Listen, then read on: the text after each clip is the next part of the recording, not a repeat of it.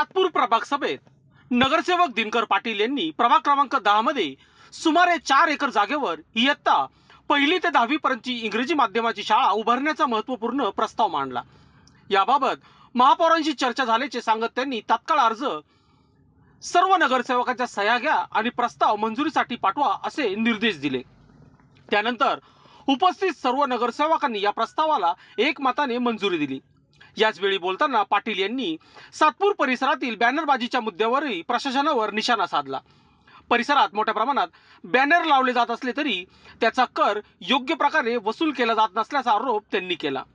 मी स्वतः लाखो रुपयाचा कर भरतो, मात्र अनेकांकडून करच घेतला जात नाही असे ते म्हणाले।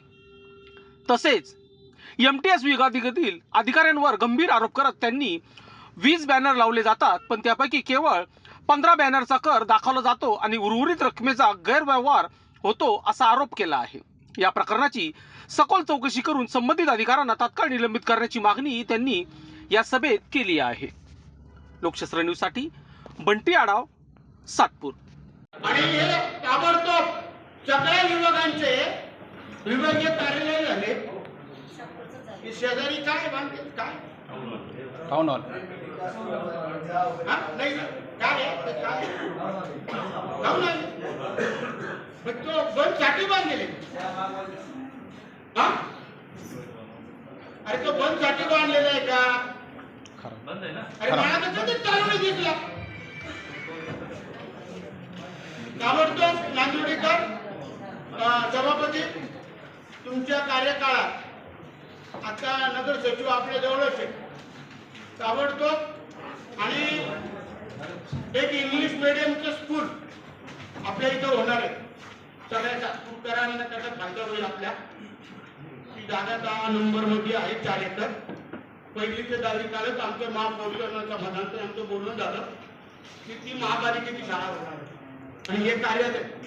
ताबडतोब आजच्या तुम्ही पत्र तयार करा आणि आमच्या सह्या घ्या आणि नवीन कार्यालय ताबडतोब या येत्या महासभेला जुलै महिन्याच्या त्याचं एस्टिमेट बनवून आणि तो विषय आला पाहिजे। त्याला किती खर्च येऊ द्या।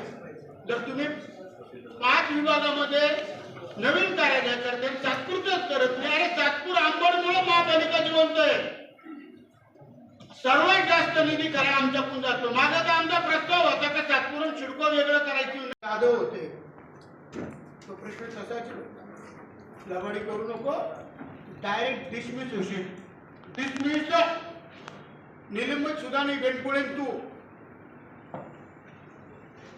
अरे आपला कायदा आहे तर सगळ्यांकडून कर भरून घेतला पाहिजे। याच्या पुढे तुम्ही काय करता सांगू ना। 20 होल्डिंग लावले तर 15 होल्डिंगचे पैसे घेतात, आम्हाला द्या म्हणतात आणि 5 होल्डिंगची सरकारला पाहिजे बंद करायचे सगळं। आजपासून जर जो एमटीएस ला होल्डिंगच्या बाबत तानाजीनीकडे साक्ष त्याला आजचा सभापती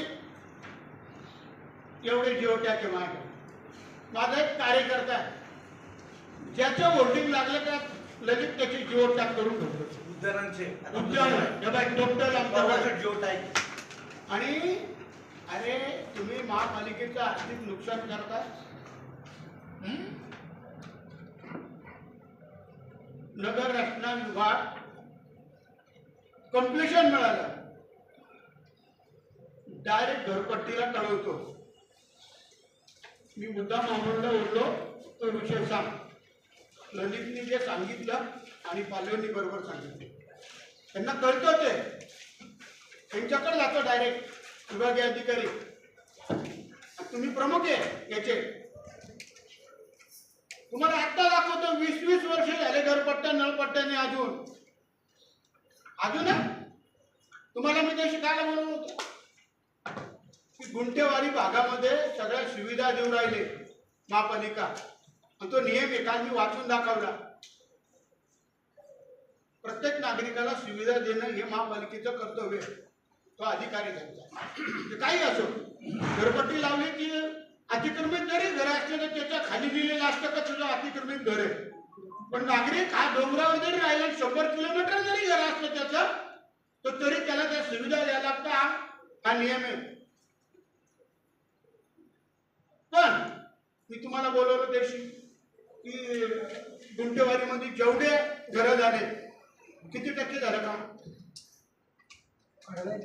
सगळ्यांना सांगा सभापती, एकही म्हणणं सगळ्यांना सुविधा दिल्या. लोकांनी लोकांसाठी उचललेले अस्त्र म्हणजेच लोकशास्त्र न्यूज.